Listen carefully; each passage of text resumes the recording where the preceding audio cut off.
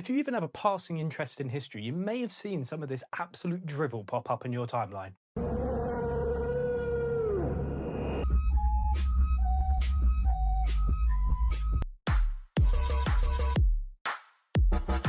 Surprised German engineers when they encountered the American M4 Sherman tank. From the awful robotic voice that you hear narrating it, or the often horrifically spelled captions that you see on the video, the completely 100% accurate footage that they use in the backgrounds of their videos, and of course the many historical errors that you see littering all these videos. You may have even seen your mum, grandparents, whoever, posting this absolute shit all over Facebook. Well, that, my friends, is AI history slop, an epidemic that has been sweeping the historical scene for ages now. I'm a history nerd named Alex, and this is a hater's guide to AI history slop. Now, AI has come a very, very long way in a very short amount of time. We're seeing every industry using or utilizing AI in some sort of way. The possibilities are endless for what we can do with AI. And yet, people decide to make shit like this. Stray dogs roamed freely. Einstein answers with a hook. He is sharp tonight. Look at the time. There she goes! Struck beautifully! It's Now, the whole AI slop trend hasn't just hit the history community, it's hit every single content creation community. Now, obviously, some of it can be quite funny. Are you lost? Do you need some... And as a content creator, it can be infuriating to me to see a video that is absolutely horrendous, no historical value whatsoever, gaining millions of views. And not because it's a good video, because it's not. It has no value. And then people in the comments praising the awfulness of this video. Like they're watching a video with a bloke with fucking 7 toes on his feet. And they go, yeah, this is a fantastic video, this. There's a bit of context for myself before we get into any of this. I'm a content creator for a museum, the Military Intelligence Museum. In my content, I try to stray away from any type of use of AI. So I won't use it for anything creative. I don't use it for any editing, for any voiceovers, for any footage, for any photos, because I think using historical footage and historical photos is way better. Instead, it's a tool that I sometimes use to help give me some creative titles, to give me some ideas for videos. And I think when it comes to using AI photos or AI footage, it just doesn't portray history the way that actual footage does. The argument for using AI footage or videos is that, you know, the Romans weren't knocking around with cameras and stuff, so we don't really have any footage of that. The only stuff we really have that we could use is stuff like manuscripts, is surviving buildings, is paintings done, you know, 1,000 years afterward. Or some of us use reenactment footage, maybe movie footage, maybe animation, something a creative mind has created and has put research into. And I think that's a way better way of telling history and keeping it alive, rather than using whatever the fuck this is. So anyways, let me give you the categories that we'll be looking at today. We have, in my opinion, the least harmful, which is your comedy type videos. Now, these videos range from a video of people interviewing the people that built the pyramids. What's all this writing even say? I don't know. I just make the little guys vibe. Or a vlog from a British general during the Independence War. What the actual fuck? Where the hell are they? Unless they're lined up 10 feet in front of me wearing bright blue uniforms, I can't see them. Now, obviously these are a joke. I don't really see much harm behind these videos. I mean, they're quite funny, to be honest, some of them. And I don't think they're that bad. And that's when we hit category 2. Now, these videos are... I don't understand why people watch them so much. These are your POV, you woke up in whatever. So that could be you woke up in the trenches, you woke up as Julius Caesar. Now, the type of things you may see in these AI videos is, again, people with 20 toes on each foot. The most awful renditions of weapons and aircraft that you will have ever seen in your life. Modern people and buildings in what are supposed to be historical settings. And again, some of the most awful history that you will have ever seen. And yeah, they're not too harmless. That's why I stick them in category 2. And yeah, they do give people a false representation of history, like some of the things I've just pointed out. But I mean, do people really believe them? Oh dear. Now, category 3 is where we start seeing the really harmful videos. The educational content. About as educational as a lesson with a substitute teacher. I mean, look at this shit. With a severe lack of resources at the beginning of the battle, there are stories of troops being ordered, when the man in front of you falls, pick up his gun and keep fighting.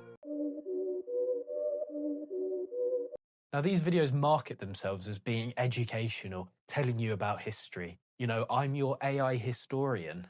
And there may be the odd AI channel, which is pretty accurate, but the majority of them you see are just awful. World War II, Pavel Nikolaevich Yarin became a tank commander at the age of 18. But I want to point this one out to you in particular because not only is it a perfect example of these type of absolutely awful videos, but also it got so many views, comments, likes, and yeah, a lot of the comments were calling it out. There's a lot of people that really believe they were learning history. This is a video about the Vickers machine gun. Introduced in 1912, this absolute unit spat out 500 rounds per minute of .303. But it's here where the most laughable mistake happens. In a video about the Vickers machine gun, that is a Lewis gun. AI, or whoever made this video, couldn't tell the difference between a Vickers and a fucking Lewis. Oh boy. And it gets worse. So this video is about the theory or the myth that British soldiers drank water from their machine guns. So the Vickers machine gun was water cooled, and the water would boil inside the barrel if you shot it for a long period of time. This has been all over Reddit, all over your favourite, very historically accurate places. Now, it's unconfirmed whether this is actually true, but when a museum is literally telling you it didn't happen, it probably didn't happen. And if the video said, yeah, you know, this is a myth, fair enough. It's telling you that they did do this, and this is the theme you see in a lot of AI videos about myths, about history. Vent out through a tube into a can, and soldiers actually use this boiling water to make tea. And over 1 million people has seen this absolute shit. So some bloke's going to walk into work, go over to his mate in the next cubicle and go, oh, do you want me to make you a cup of tea, mate? Oh, yeah, sure. Right. Just let me get my Vickers machine gun out. And if he learned all of his history from that video, he'd probably pull out a fucking Lewis gun at that point, wouldn't he? Now, it's not just the awful historical content that it has in the video that's harmful, but I think it's also harmful to the content creation scene as a whole. A video like I'm showing you here takes so much time to make because I actually have to travel to the fucking location, do the research, speak to people, film it, edit it. And even some of the simpler videos where I'm just taking footage or photos from elsewhere can even take an hour, 2 hours to do because I've got to find the footage, I've got to research, make sure my video is historically accurate. Whereas a lot of these videos get a script off ChatGPT, stick it into an AI video creator and Bob's your uncle. And a lot of these videos are blatant plagiarism as well. They take text from an article or somewhere else, stick it into ChatGPT and make that into a video, blatantly plagiarizing other people's works. And that AI thing takes minutes, maybe an hour. Whereas actual content creation, creative work, takes hours. Whereas some idiots just put some prompts into an AI generator, created a video in 3 minutes and thinks he's a shit. It doesn't just stop at AI videos as well. And do you remember I mentioned Facebook and your mum earlier? Well, these types of AI photos have been circling places like Facebook, Instagram, and are just... Let me show you. One from the Holocaust. Wow. God, what a powerful image. Except it's AI generated. And it's fooled this lot on Facebook, and it's fooled this lot on Instagram as well. And it's not like there isn't any images you can't get of the Holocaust. But these freaks seem to think, yeah, let's just AI generate some photos. And this is where it becomes extremely dangerous, because then these photos deemed as real. I mean, look at some of these images that are AI created as well. At first glance, it is really difficult to tell if these are AI or not. It's only if you really know the history that you may be able to pull apart some of these pictures.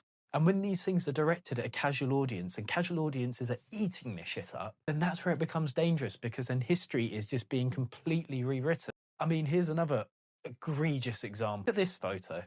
This is an AI generated photo of an actual real photo. Like, oh. And finally, we get into the final boss of AI history slop. Welcome to the AI history documentaries. So I had this whole bit filmed about this certain documentary that was horrendous. What the fuck is this? But before I could gather any footage of it, it seems to have been taken down, along with the channel it was uploaded to. So I'll go over a couple points like this instead. Now, these documentaries are usually horrendous. They are 1 to 2 hours of just the exact same point said differently. They yet again have the same awful footage that you see on all of the AI videos, and they're just churned out every day, every other day. So you just know there's no love, no time, no care put into these videos. Like, look at these letters from Stalingrad, where I haven't been able to find any examples of these letters, so he's probably gone into ChatGPT and asked him to write him letters. Or this channel called Boring History, where it's just 2 hours of the same points, just said differently. It's just, oh my God. And there are so many of these channels popping up. All AI voiced, AI scripts, AI footage and photos. Yeah, don't take these seriously. Don't watch them if you're interested in historical content. So I wanted to test a couple things for myself quickly. I went to ChatGPT and I asked it, can you make me a script for a Paddy Mayne video? To which it shit this out. And there's one bit of this script which is amazing because it tells me that Paddy Mayne is known as the Phantom Major. I asked it, oh, can you tell me more about this Paddy Mayne who's a Phantom Major?